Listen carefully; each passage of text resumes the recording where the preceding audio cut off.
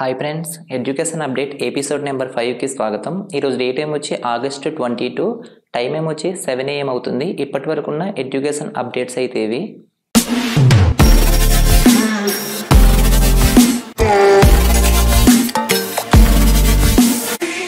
First update చూసుకున్నట్లయితే AP mega DSC 2025కు సంబంధించింది. ఇక న్యూస్ చూసినట్లయితే మెగా డిఎస్సి మెరిట్ జాబితా నేడనైతే ఇవ్వడం అయితే జరిగింది.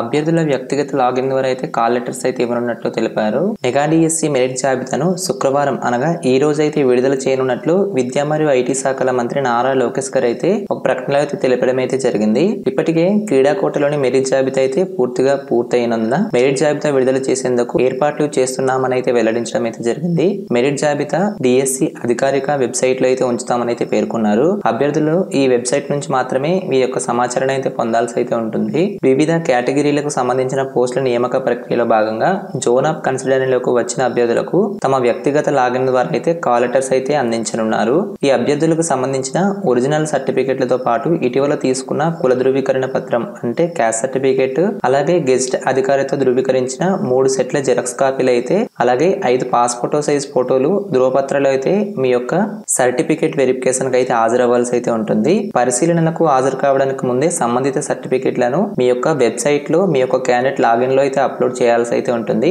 పరిశీలన సమయంలో సమర్పించాలని సర్టిఫికెట్ల వివరాలతో కూడిన చెక్ లిస్ట్ కూడా ఈ డిఎస్సి అఫీషియల్ వెబ్సైట్ లో అయితే ఉంచుతామని అయితే పేర్కొన్నారు. ధృవపత్రాల పరిశీలనకు అభ్యర్థులు హాజరు కాకపోయినా లేదా సరైన సర్టిఫికేట్స్ అనేది సమర్పించకపోయినా తగిన విద్యార్హతలు లేనట్లుగా పరిగణించి ఆ తర్వాత ఉన్న ఈ డిఎస్సి అభ్యర్థికి అయితే అవకాశం కల్పించడం జరుగుతుందని అయితే ఇక్కడ క్లియర్ గా మెన్షన్ చేయడం అయితే జరిగింది. అలాగే ఎవరు కూడా దళారుల మాటలు నమ్మి మోసపోవద్దని కూడా ఇవ్వడం అయితే జరిగింది. ఉపాధ్యాయులు ఉద్యోగం ఇప్పిస్తామని దళారులు చెప్పే మాటలు అయితే కొంతమంది సామాజిక మాధ్యమాల వేదికగా చేస్తున్న వదంతులను అయితే ఎవరు నమ్మొద్దని అయితే ఇచ్చారు. దుష్ప్రచారాలను నమ్మి మోసపోవద్దు. అలాగే వదంతులు వ్యాప్తి చేసే వారిపై కఠిన చర్యలు కూడా తీసుకుంటామని అయితే మంత్రి నారా లోకేష్ గారు అయితే పేర్కొనడం అయితే జరిగింది.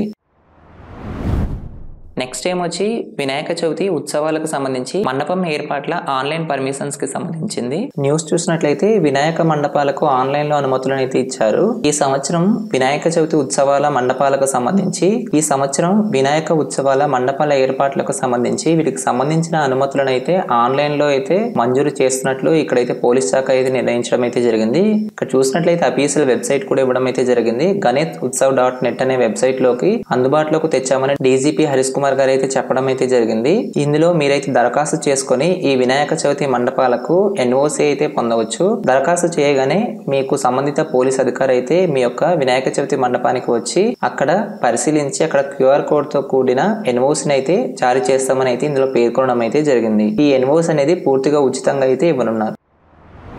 నెక్స్ట్ వచ్చి ప్రైవేట్ పాఠశాలల్లో రైట్ టు ఎడ్యుకేషన్ యాక్ట్ కింద ఫస్ట్ క్లాస్ ఫ్రీ ఎడ్యుకేషన్ కి సంబంధించింది. నెక్స్ట్ చూసినట్లయితే RTE right to education act కి సంబంధించిన ఉచిత ప్రవేశాల అడ్మిషన్స్ కి సంబంధించి చివరి అవకాశం అయితే ఇచ్చారు. 31లోగా అడ్మిషన్లు అయితే ఖరారు అయితే చేసుకోవాల్సి అయితే ఉంటుంది. 25న లాటరీ ఫలితాలను అయితే ఇచ్చారు. విద్యా హక్కు చట్టం కింద ప్రైవేట్ పాఠశాలలో 1వ తరగతి ప్రవేశాలకు విడుదల చేసిన నోటిఫికేషన్ గడువు అయితే ముగిసిందని జిల్లా విద్యాశాఖ అధికారి అయితే తెలపడం అయితే జరిగింది. 2025-26 విద్యా సంవత్సరానికి గాను 1వ తరగతిలో 25% సీట్లను అయితే పేద విద్యార్థులకైతే కేటాయించిన సీట్లు ఖాళీ ఉన్న నేపథ్యంలో ప్రభుత్వం చివరి అవకాశం అయితే కల్పించింది. దీనికి భాగంగా ఇప్పటికే దరఖాస్తు చేసుకున్న వారికి ఈ నెల 25న లాటరీ ఫలితాలు అయితే ఇవ్వనున్నారు. సీట్లు పొందిన విద్యార్థులు ఈ నెల 31లోగా పాఠశాలలో అడ్మిషన్ అయితే ఖరారు చేసుకోవాల్సి ఉంటుంది. ప్రస్తుత 5 కిలోమీటర్ల పరిధిలోను ప్రైవేట్ పాఠశాలలో వీటికి సంబంధించిన సీట్లు అయితే డిస్ప్లే అవుతాయి. CSEA.PGOV.in అనే వెబ్సైట్ లోకి ఉంచిన దరఖాస్తు ఫారాన్ని అయితే మీరు పూర్తి చేసి సమర్పించిన తర్వాత మార్పులు చేసుకోవడానికి అయితే ఆస్కారం ఉండదని అయితే డిఈఓ పేర్కొనడం అయితే జరిగింది. అడ్మిషన్ కావాలనుకున్న విద్యార్థులు తల్లిదండ్రులు ప్రస్తుత చిరునామా ఉన్న ఆధార్ కార్డు అయితే తప్పనిసరిగా ఉండాలి. అలాగే వీటితో పాటు మీ యొక్క డ్రైవింగ్ లైసెన్స్ లేదా రేషన్ కార్డు లేదా ఎలక్ట్రిసిటీ బిల్లు ఇందులో ఏదో ఒకటి అయితే మీరు ఆన్లైన్ అప్లికేషన్ లో అయితే అప్లోడ్ చేయాల్సి అయితే ఉంటుంది. ఇదివరకు అడ్మిషన్ తీసుకున్న విద్యార్థులు అయితే దరఖాస్తు చేయాల్సిన అవసరం లేదని కూడా ఇక్కడ ఇచ్చారు. గతంలో దరఖాస్తు చేసుకున్న వారిలో బీపీఎల్ కోటాలోని అనర్హులుగా ప్రకటించిన వారు కూడా దీనికి దరఖాస్తు చేసుకోకూడదని అయితే కూడా ఇక్కడ ఇవ్వడం అయితే జరిగింది.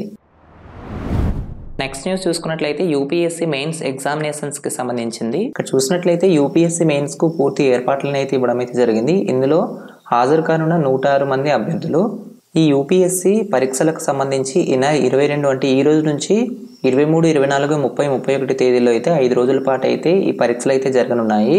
ఈ నెల 22 శుక్రవారం అనగా ఈ రోజు ఉదయం 9 గంటల నుంచి మధ్యాహ్నం 12 గంటల వరకు పేపర్ 1 ఎస్ఏ పరీక్ష అయితే జరుగుతుంది. 23 శనివారం ఉదయం 9 గంటల నుంచి మధ్యాహ్నం 12 గంటల వరకు పేపర్ 2 జనరల్ స్టడీస్ 1 అయితే జరుగుతుంది. 23 మధ్యాహ్నం 2:30 నుంచి సాయంత్రం 5:30 గంటల వరకు పేపర్ 3 అయితే జనరల్ స్టడీస్ 2 అయితే ఉంటుంది. 24 ఆదివారం ఉదయం 9 గంటల నుంచి మధ్యాహ్నం 12 గంటల వరకు పేపర్ 4 జనరల్ స్టడీస్ 3 అయితే ఉంటుంది. అలాగే 24 మధ్యాహ్నం 2:30 నుంచి సాయంత్రం 5:30 గంటల వరకు పేపర్ 4 జనరల్ స్టడీస్.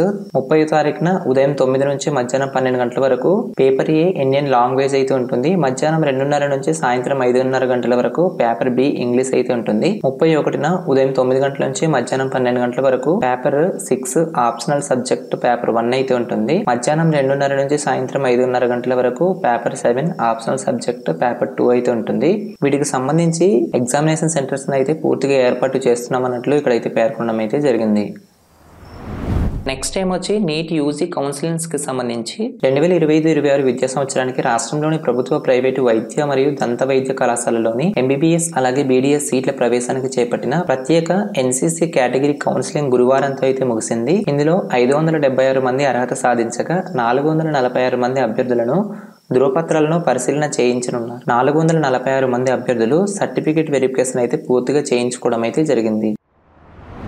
నెక్స్ట్ చూసుకున్నట్లయితే డిగ్రీ ఆన్లైన్ అడ్మిషన్స్ కి సంబంధించింది. డిగ్రీ కళాశాలలో ప్రవేశాలకు సంబంధించిన కౌన్సిలింగ్ కు ఉన్నత విద్యా మండలి బుధవారం నోటిఫికేషన్ అయితే విడుదల చేసింది. వీటికి సంబంధించిన వీడియో మన ఛానల్లో ఆల్రెడీ పోస్ట్ చేయడం అయితే జరిగింది. కింద డిస్క్రిప్షన్ లోను ఇక్కడ కార్డ్స్ లోను పోస్ట్ చేయడం అయితే జరుగుతుంది. అక్కడికి వెళ్ళి ఒకసారి క్లియర్ గా అయితే చూడండి. అలాగే ప్రవేశాల కోసం ఈ నెల 26 లోపు విద్యార్థులు రిజిస్ట్రేషన్లు అయితే చేసుకోవాల్సి అయితే ఉంటుంది. వీటికి సంబంధించిన ప్రాసెసింగ్ ఫీజు చూసుకున్నట్లయితే ఓసీ అభ్యర్థులకు 400, బీసీ అభ్యర్థులకు 300, అలాగే ఎస్సీ ఎస్టీ అభ్యర్థులకు 200 చొప్పున ఆన్లైన్ అప్లికేషన్ ఫీజు అయితే పే చేయాల్సి అయితే ఉంటుంది. ప్రత్యేక కేటగిరీ అభ్యర్థుల ధృవపత్రాల పరిశీలన ఈ నెల 25 నుంచి 28 వరకు అయితే నిర్వహించనున్నారు. కోర్సులు అలాగే కళాశాలల ఎంపికకు సంబంధించిన వెబ్ ఆప్షన్స్ అనేది 24 నుంచి 28 వరకు అయితే మీరైతే పెట్టుకోవాల్సి అయితే ఉంటుంది. ఈ నెల 29న ఈ వెబ్ ఆప్షన్స్ కి సంబంధించిన కరెక్షన్స్ అయితే మీరు చేసుకోవచ్చు.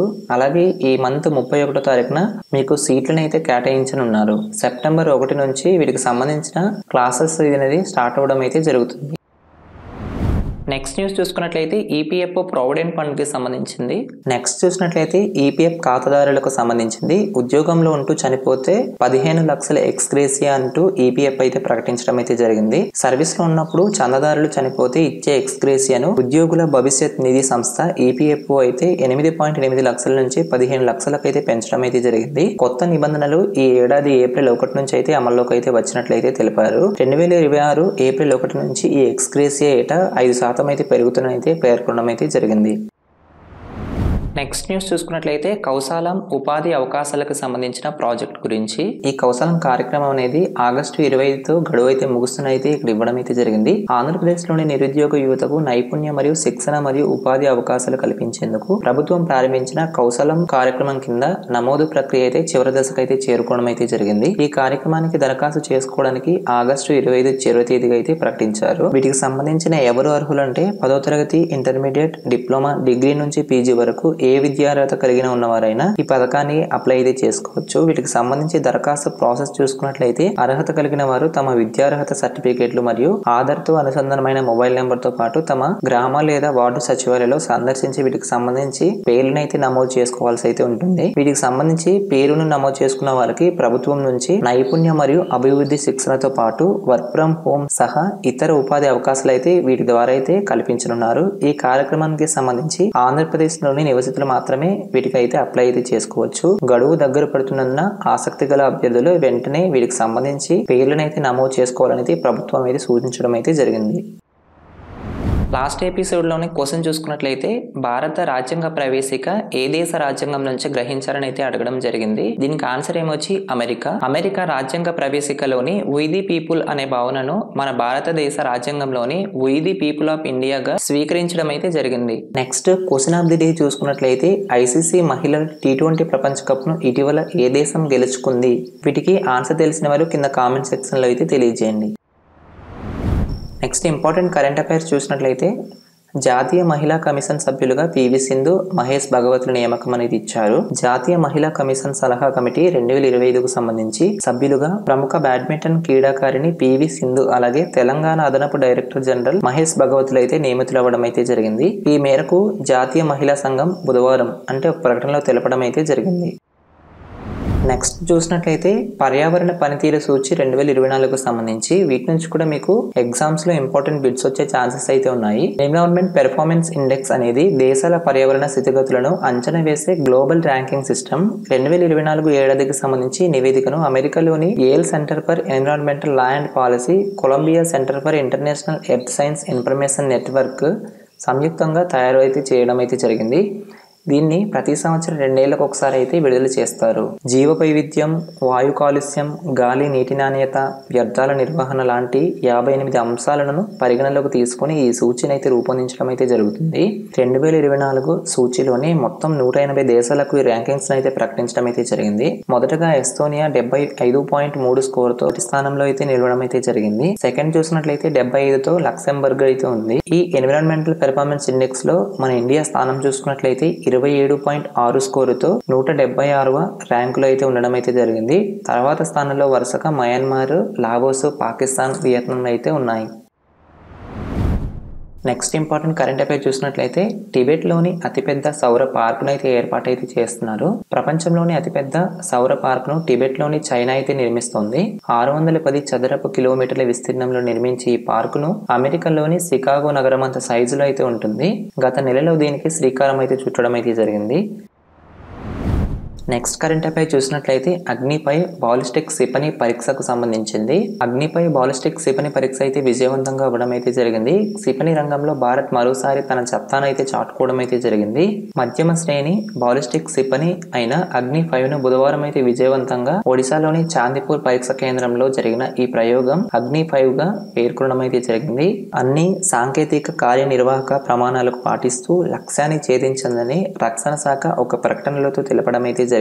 ఈ విజయం భారత వ్యూహాత్మక సైనిక సామర్థ్యాన్ని చాటి చెప్పిందని అయితే వెల్లడించారు. భారత అణ్వాయుధ కార్యకలాపాల నిర్వహణకు అలాగే నియంత్రణలకు బాధ్యత వహించే స్ట్రాటజిక్ ఫోర్సెస్ కమాండ్ పర్యవేక్షణలో ఈ ఖండాంతర క్షిపణి పరీక్ష అయితే జరిగిందని పేర్కొన్నారు. రక్షణ పరిశోధన అభివృద్ధి సంస్థ DRDO అభివృద్ధి చేస్తున్న ఈ క్షిపణి పరిధి 5000 కిలోమీటర్లు. ఒకేసారి 3 అణువార్ హెడ్లను మోసుకెళ్లి ఫైర్ చేసే సామర్థ్యం అయితే దీనికి ఉంది.